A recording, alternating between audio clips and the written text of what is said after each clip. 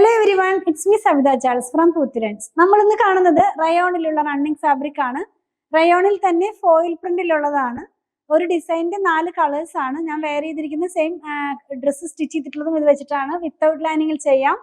Price വന്നിരിക്കുന്നത് 139 രൂപയാണ് per metre. ഇതിന്റെ പ്രൈസ് വന്നിരിക്കുന്നത് 44 ഇഞ്ച് വിഡ്ത്ത്, 43.5 44 ആ ഒരു വിഡ്ത്തിലാണ് ഈ ഫാബ്രിക് വന്നിരിക്കുന്നത്. ഡീറ്റെയിൽ ആയിട്ടൊന്ന് കണ്ടു നോക്കാം. ഫസ്റ്റ് വൺ നമ്മൾ കാണുന്നത് പീച്ച് കളറിൽ വന്നിട്ടുള്ളതാണ്.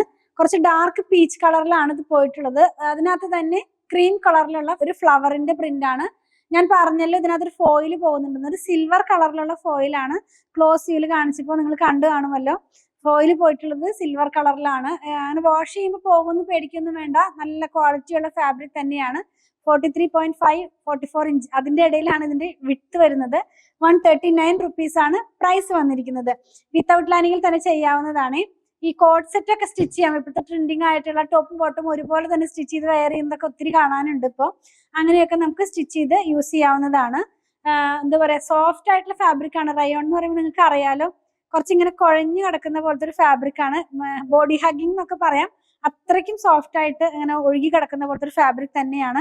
നെക്സ്റ്റ് വൺ വന്നിരിക്കുന്നത് ഗ്രീനിന്റെ ഒരു ടോണിലാണ്. ഗ്രീനിന്റെ ഒരു ഡിഫറെന്റ് ആയിട്ടുള്ള ടോണിലാണ് ഇത് വന്നിട്ടുള്ളത്. ഇതിനകത്തും സിൽവർ കളറിലുള്ള ഫോയിൽ പോകുന്നുണ്ട്. നല്ല ഭംഗിയുള്ള കളറാണ്. ഈ ഒരു കളർ നമ്മൾ വയ്ക്കുമ്പോൾ വെയർ ചെയ്യുമ്പോൾ ഈ ഒരു ഇങ്ങനെയായിരിക്കും കേട്ടോ വരുന്നത്.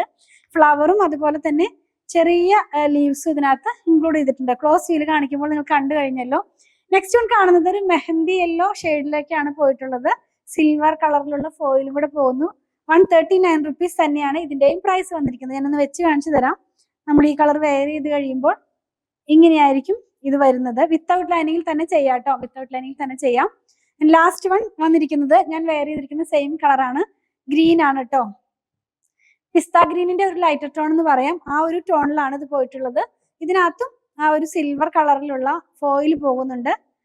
ഇങ്ങനെയായിരിക്കും ഇത് വെയർ ചെയ്യുമ്പോൾ വരുന്നത്. ലൈനിങ്ങിന്റെ ആവശ്യമില്ല. ട്രാൻസ്പെറന്റ് അല്ല.